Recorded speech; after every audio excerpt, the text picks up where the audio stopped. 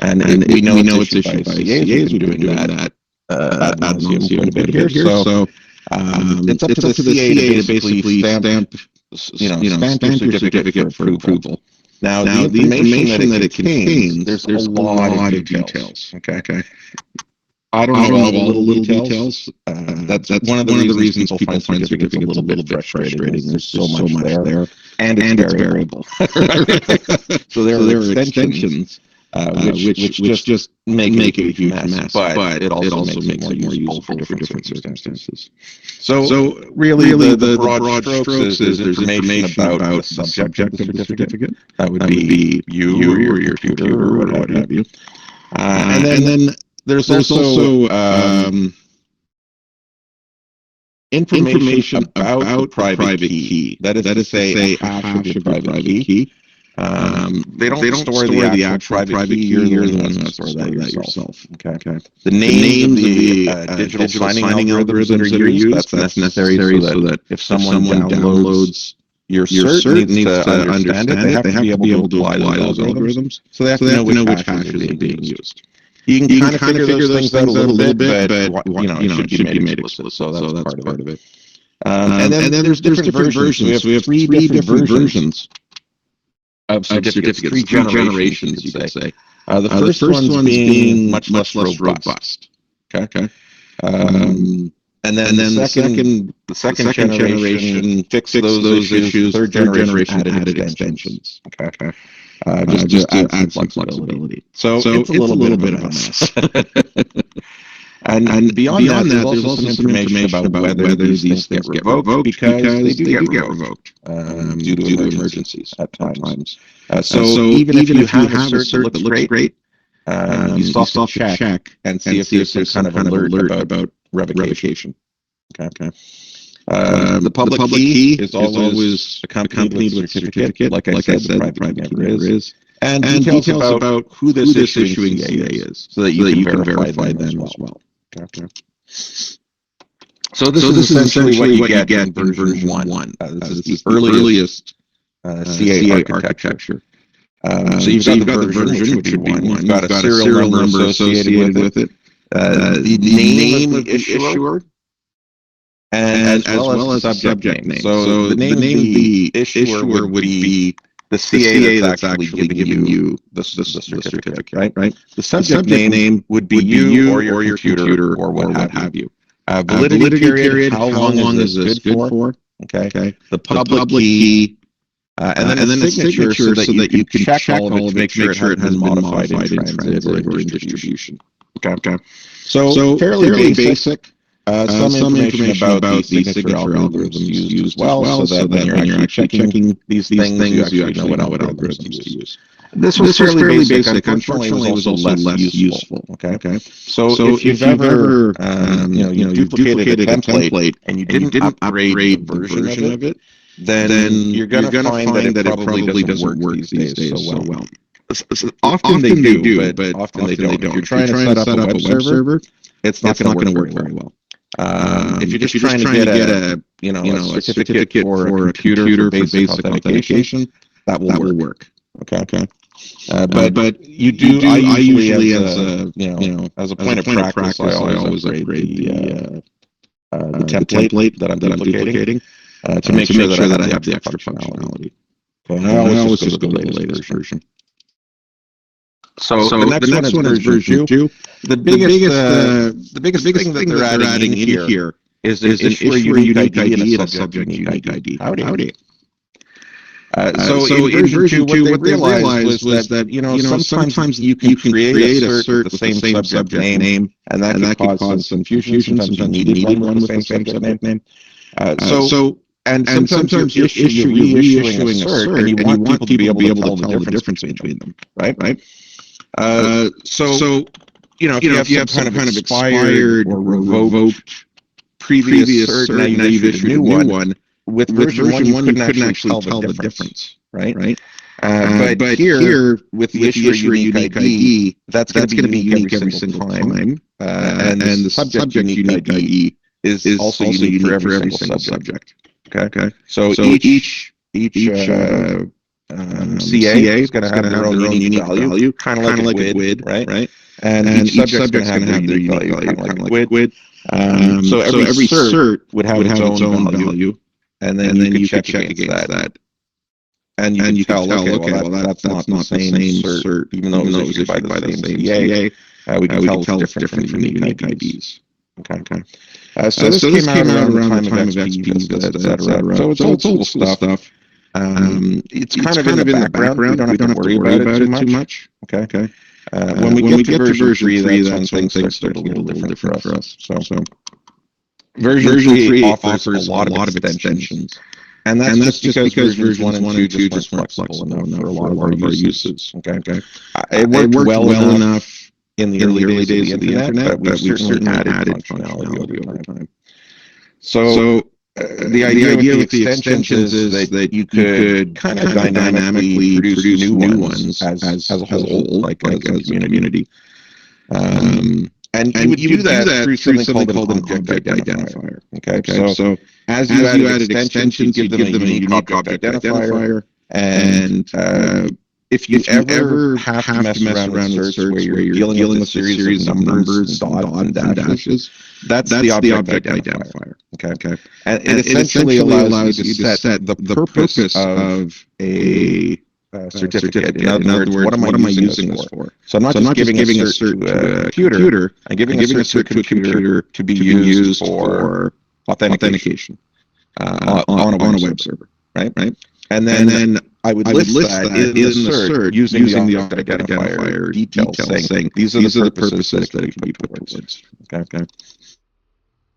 There's also they added in something called the criticality flag. Basically, if you flag an item or a set of functionality, so a field essentially, if that's empty and it's listed as critical, that's a problem. The person in the app evaluating the certificate can then go, okay, well, this is supposed to have something, but there's nothing there. I'm not going to proceed.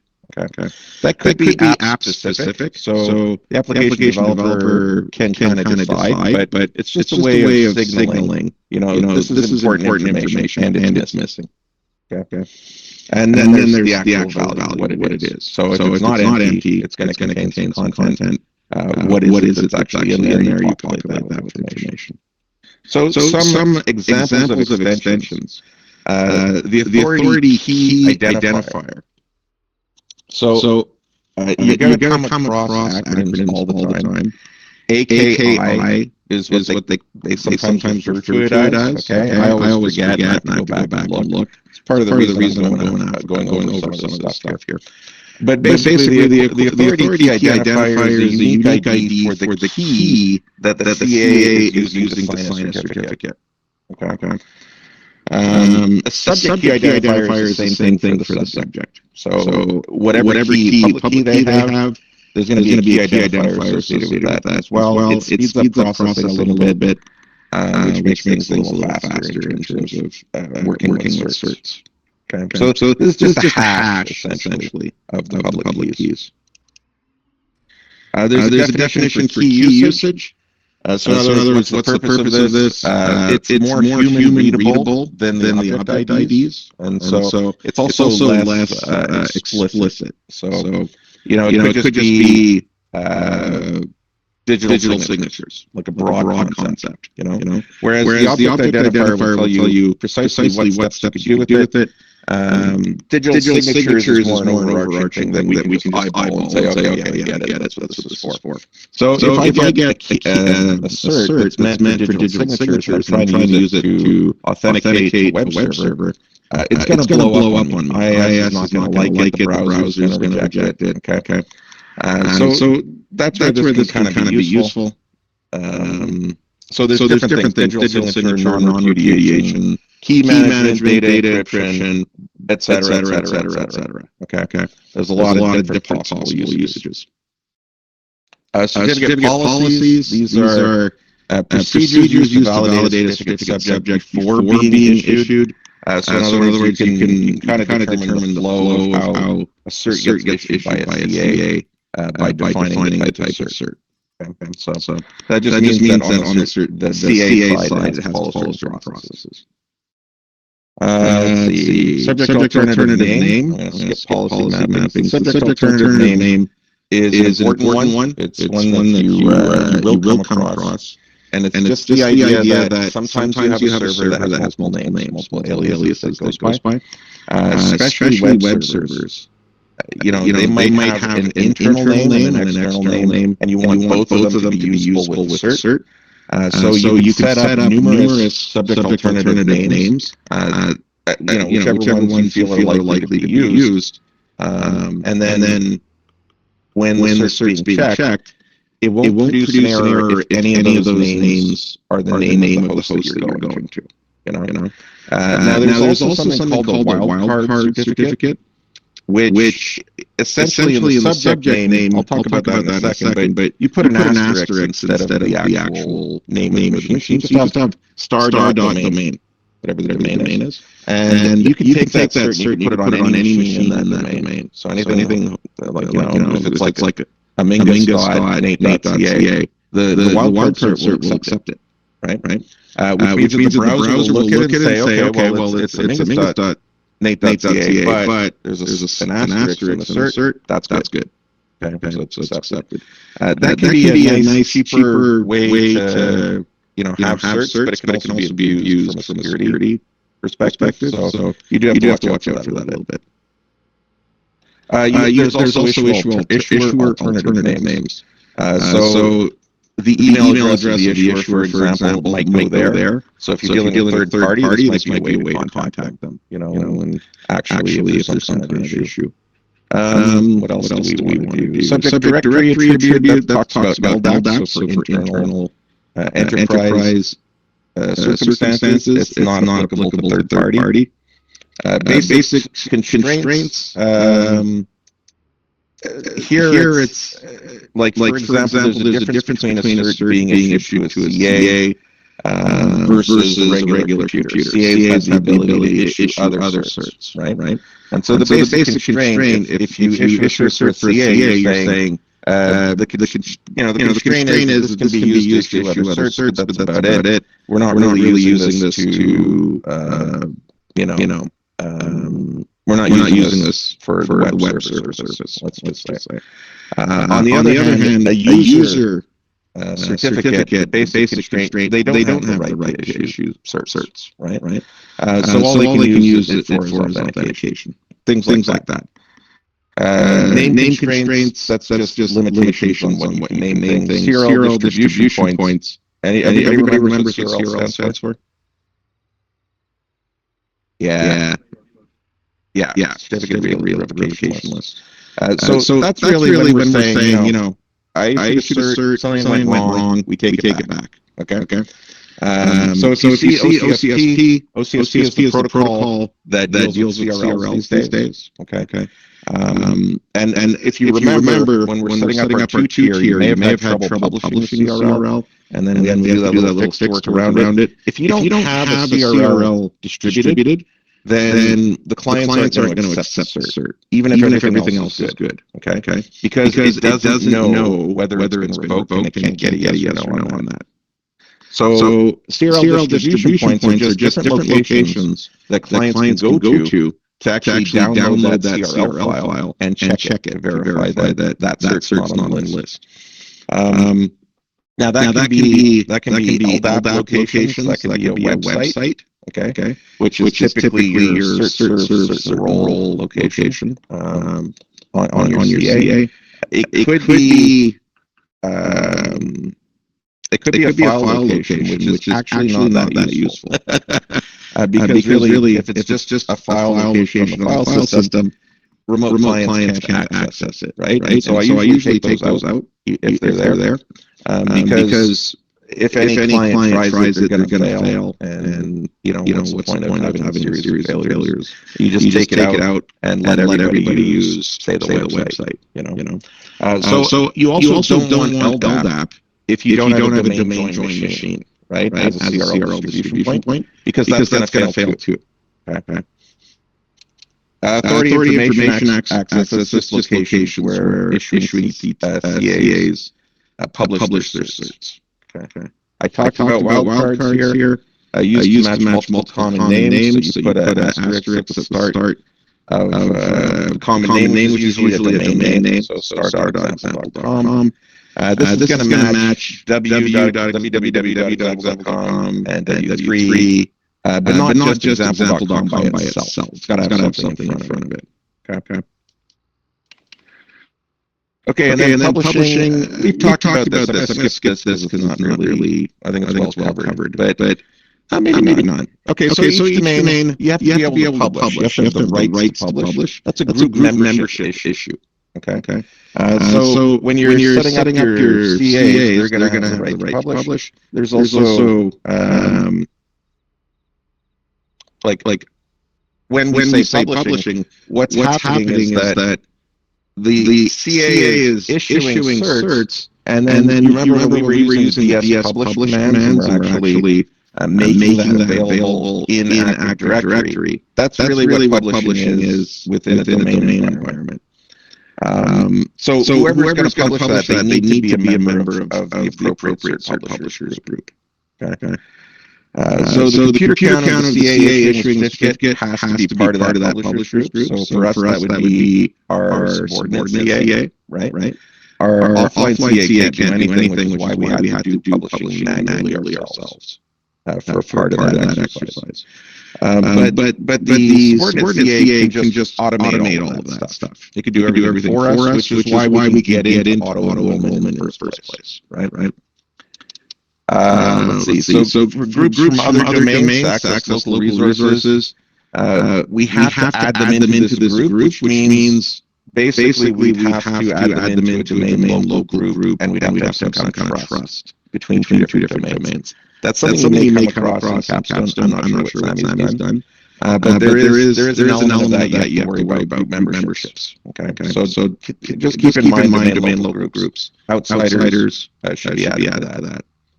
And something to note, because I think this is misunderstood at times. The private keys are never published in Active Directory. Okay. So your private key is stored in your certificate store. The domain administrator could probably poke around and get it, but they don't have access to it immediately. Okay. And nobody else in the domain should have access to the private key. So what's out on in Active Directory is just the ability to look at everybody's public keys, which are meant to be published, right? Okay, this is just an example of certificate enrollment where we've actually failed to enroll for a particular cert. Okay. When you're requesting certs, there are different issues that you can troubleshoot. One is permission. That's the most obvious thing you want to look for, right? So do you have read so that you can actually make a essentially view a certificate and answer questions about it so that you can get it? And do you have enroll rights? Okay, that's what you need as a user. Anything else extra like write permissions, you should not give to any casual user. So just like domain administrators, CAs will have access to that. Okay. You can use auto-enroll with version 3 because that's where the extensions are actually enabled.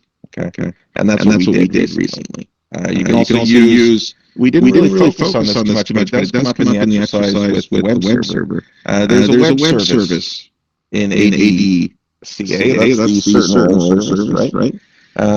Where you can actually go and make manual requests. It's old school and it's kind of awkward. But it actually sometimes the only way or the easiest way to make things work. Okay. So auto-enrollment is not for everything. Sometimes you have more advanced requests you have to make, and the website can actually do a lot of that for you. Alternatively, MMC is probably the best way if you're doing a manual request. Okay. Because you can answer a lot of detailed questions that way. Okay, validation. So what are the steps that it goes through when it's actually validating, say a client application is validating a cert? So let's talk about a browser. Okay.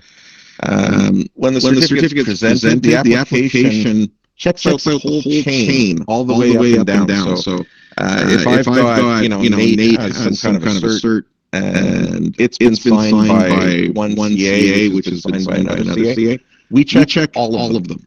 Okay.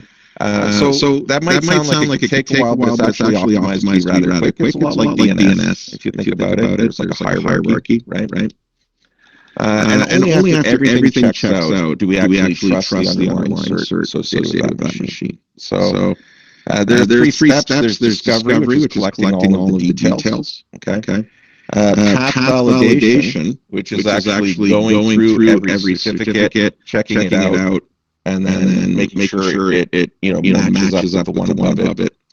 Any failure there is going to cause rejection. And then after you've done that, you say, okay, this is a good chain. After that, you actually say, but wait, has this been revoked? Okay. If it has been revoked, then you still reject it. Okay. So each certificate is checked by then downloading a CRL file, checking a list, and seeing if that particular cert is on the list. Okay. Now, a few other things get checked. So there's the format.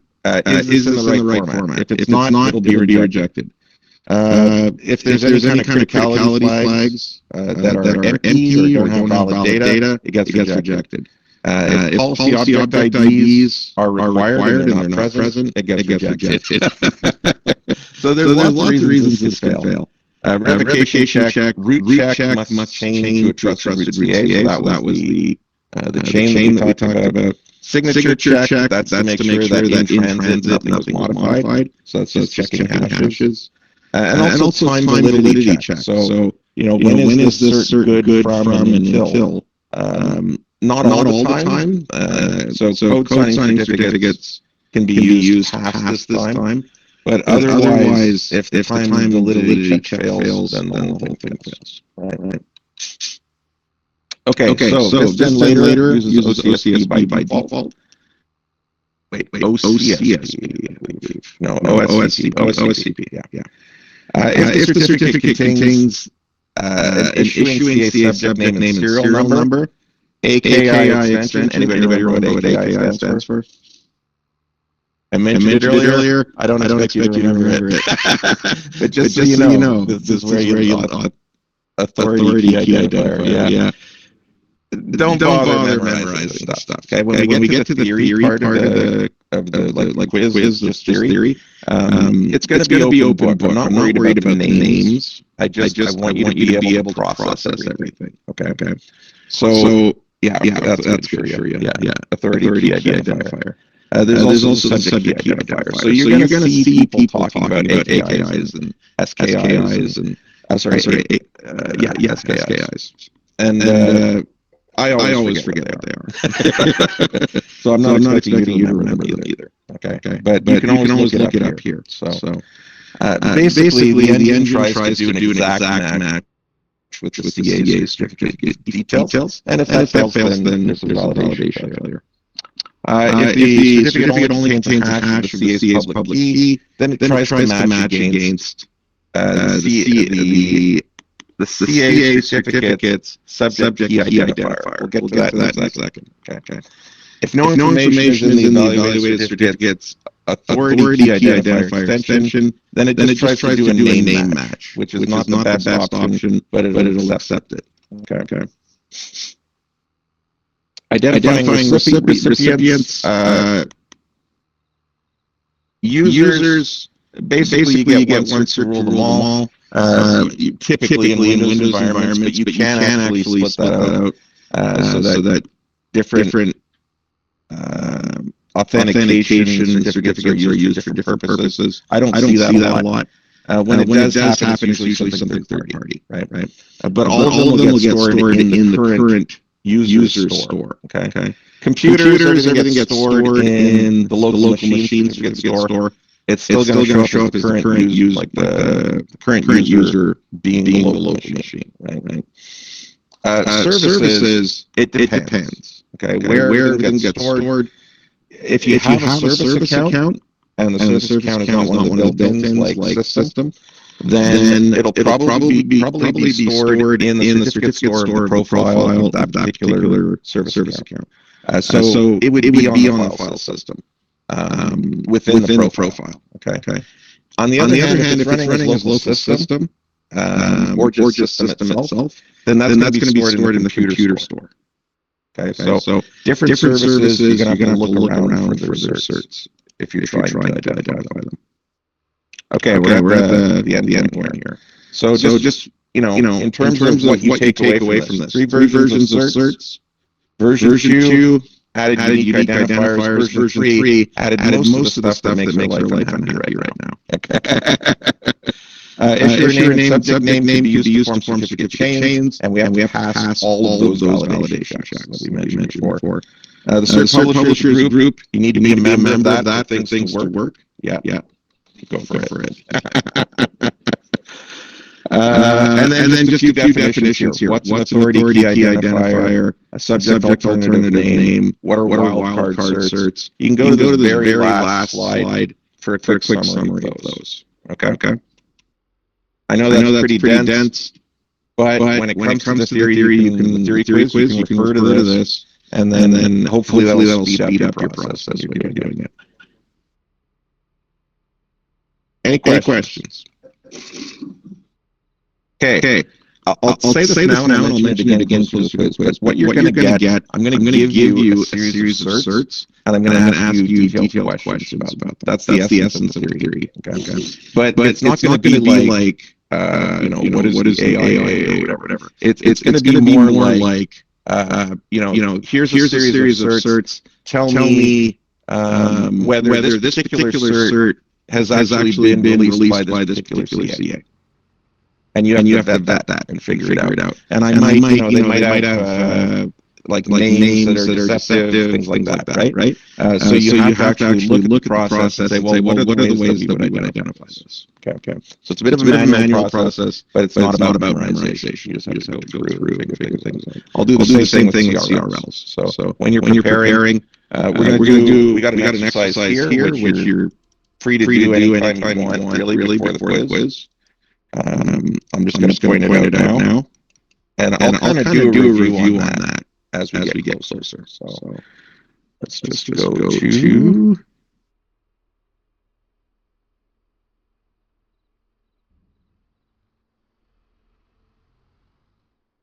certificate quiz practice. Okay. This one is for you guys to do on your own. I'll do a review with something else, some other details. But we've got a www.nate.ca zip file, which was just below this in Brightspace. Okay. And that's just a cert chain, which I've zipped up. Okay. Now the pictures here are about a year old, whereas the cert that I put up there is current to today. So the dates will not match. Okay, but everything else is pretty much the same.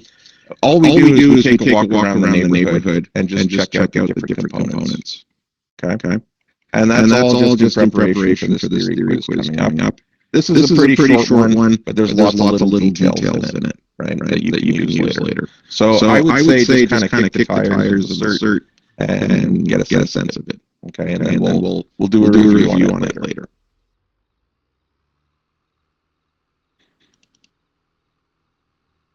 Okay. So if there's any questions, now's the time. Otherwise, I'll let you guys go. Do your thing. Daddy's gonna get a coffee. All right. So I'll head into the background. I'll be right back. Yeah, no problem. You guys have a good one.